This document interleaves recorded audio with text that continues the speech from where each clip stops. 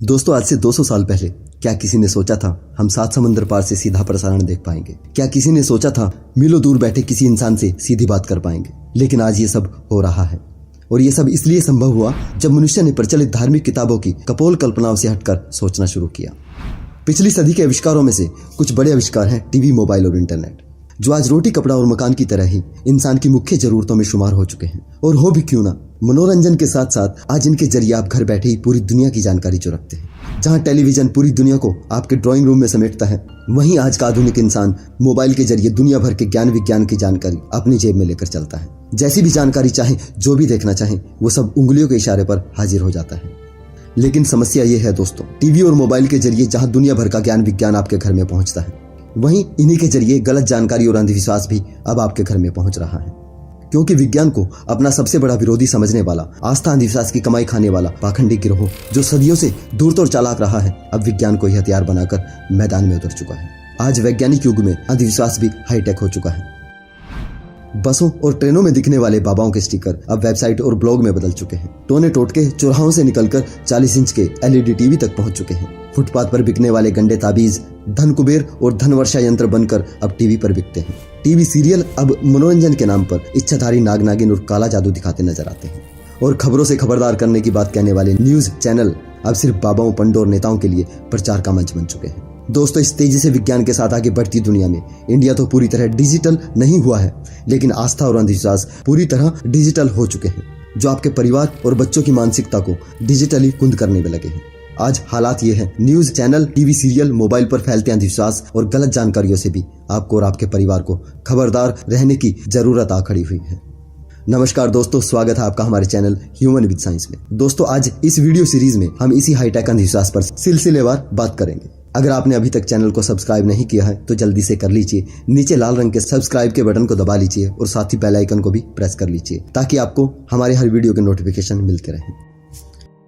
दोस्तों, गुफा मानवों से लेकर आधुनिक मनुष्य बनने तक मनुष्य के जहन पर 2 ही बातें सदा हावी रही हैं, डर और लालच। मनुष्य तब भी डरता था जब वो गुफाओं में रहता था। तब उसे अपने ज्ञान के परे की हर घटना से डर लगता था।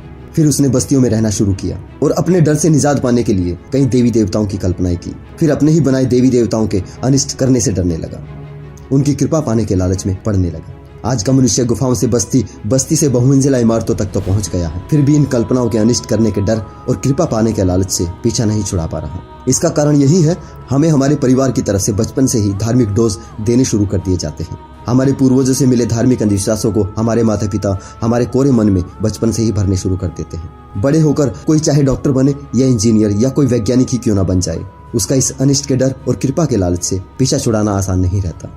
और ये धर्म, आस्था, अंधविश्वास का सारा बखेड़ा इसी अनिष्ट के डर और भाग्य बदलने के लालच पर ही खड़ा हुआ है।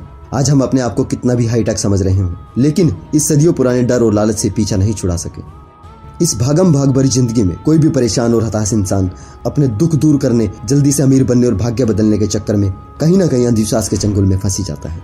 कोई मेहनत करने के बाद भी कामयाब नहीं हो पा रहा तो इन सब की कमी वो अपने प्रयासों में कम और अंधविश्वासों में ज्यादा तलाशने लगता है। किसी के परिवार में परेशानी है, कोई घर का सदस्य अधिक बीमार रहता है, पति पत्नी में अनबन रहती है, या किसी परिवार को संतान का सुख नहीं मिल पा रहा। पहले से ही धार्मिक स्वभाव का डरा हुआ इंसान, जिसे कर्म के लेखे पूर्व जन्म के फल में उलझाया गया है, जो बचपन से ही देवी देवताओं के रुष्ट होने और इनके अनिष्ट करने की कहानियां सुनता आया है, इन सब परेशानियों के समाधान वो किसी अदृश्य शक्ति और इनकी कृपा में तलाशने लगता है। यही सोच उसे चारों ओर फैले बाबाओं, पंडों और तांत्रिकों के माया जाल में फंसा देती है। एक धार्मिक व्यक्ति के मन में किस तरह के शक आते हैं, ये ढोंगी इस मनोविज्ञान को अच्छे से समझते हैं। इसलिए ये वही कॉमन सी प्रॉब्लम के समाधान का प्रचार करते हैं, जिनमें से कुछ लगभग हर व्यक्ति के साथ होती है। ये डरे हुए इंसान के मन में पहले से चल रहे डाउट्स को ही टारगेट करते हैं। ट्रेन्स, बस और बस स्टैंड में लगे बाबाओं के स्टिकर आप सभी ने देखे ही होंगे। खुलेआम तमाम ऐसे दावे किए होते हैं, जैसे वशीकरण, किया कराया, घर बैठे ही समाधान, खोया प्यार वापस। इन सभी दावों के साथ किसी एक देवी देवता या बाबा की फोटो लगी होती है और काफी हाईलाइट करके मोबाइल नंबर लिखा होता है। साथ ही एक और बड़ी बात जो मुझे बड़ा हैरान करती है, गोल्ड मेडलिस्ट बाबा फलाने ढिमकाने वाले।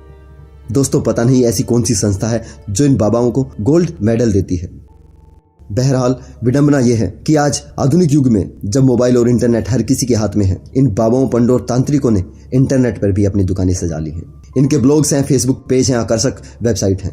अब इनके पाखंडों के जाल में अनपढ़ ही नहीं पढ़े लिखे लोग भी फंस रहे हैं। वही लुभावने दावे यहाँ भी किए जाते हैं। अब किसे अपना खोया प्यार वापस नहीं चाहिए। हमारे देश में आज भी प्रेम विवाह के लिए अधिकतर माता पिता राजी नहीं होते। कौन है जो अपने लव से मैरिज नहीं करना चाहता। इस भागम भाग भरी लाइफ में कौन ऐसा है जो परेशान नहीं है, किसके घर परिवार में टेंशन नहीं है। अगर कोर्ट कचहरी के चक्कर लगा लगा कर किसी की चप्पलें घिस चुकी हैं, वो भी एक बार ऐसे शॉर्टकट अपनाने की बात जरूर सोच लेगा।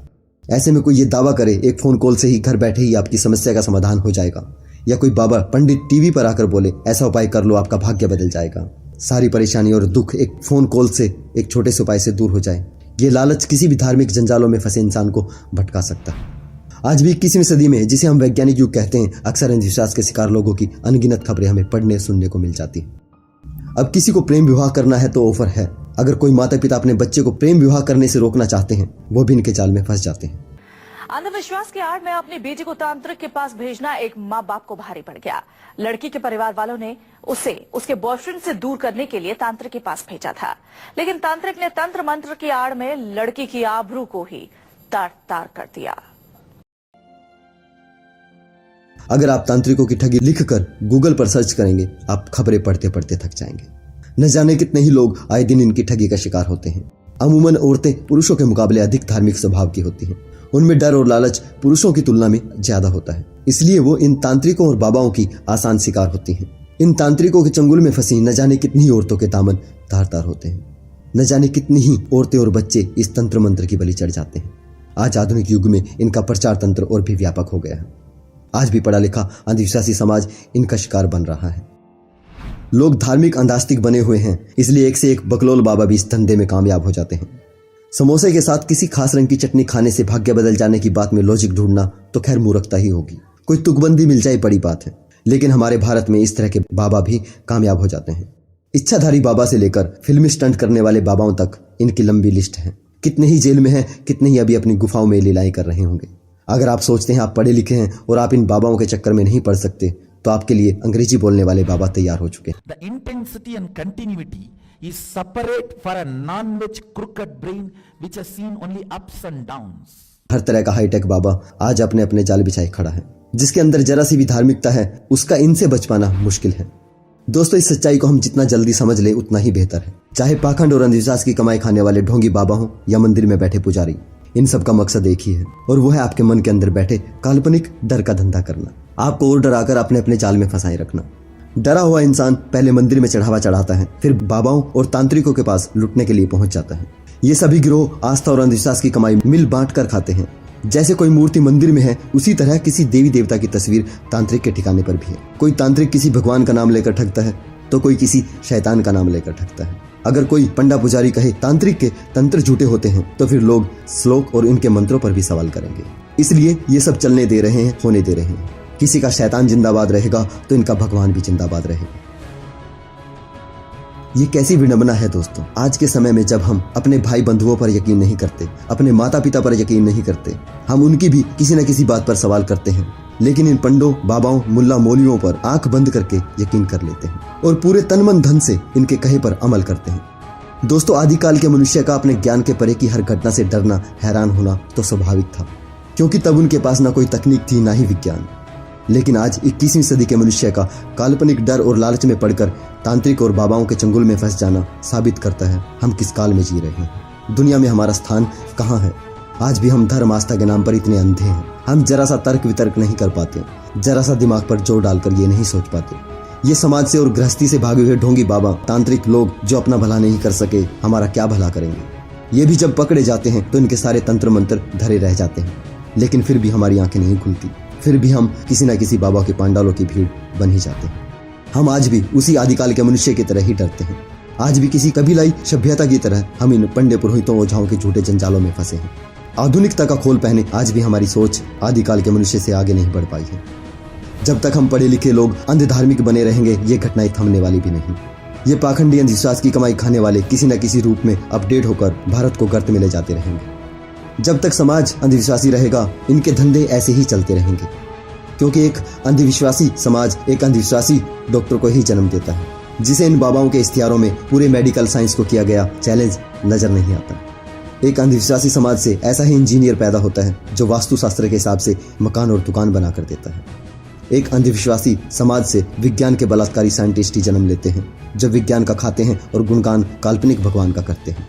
एक अंधविश्वासी समाज से सिर्फ ऐसे ही नेता पैदा होते हैं जिन्हें इन बाबाओं के काले कारनामे नजर नहीं आते, बस इनके पीछे खड़ी ढेर सारी वोट नजर आती है। समाज में फैली इस बीमारी का इलाज भी समाज ही कर सकता है, हम और आप ही कर सकते हैं। अब तय आपको करना है, आप भारत को अतीत में ले जाना चाहते हैं या तरक्की की ऊंचाइयों पर देखना चाहते हैं। अगर आपको वीडियो पसंद आती है ज्यादा से ज्यादा शेयर करें, लाइक करें, चैनल को सब्सक्राइब करें और अपने अनमोल विचार कमेंट में जरूर दें। तो मिलते हैं दोस्तों अगले एपिसोड में इससे आगे के अंधविश्वास पर चर्चा करने के लिए। हमसे जुड़े रहने के लिए धन्यवाद।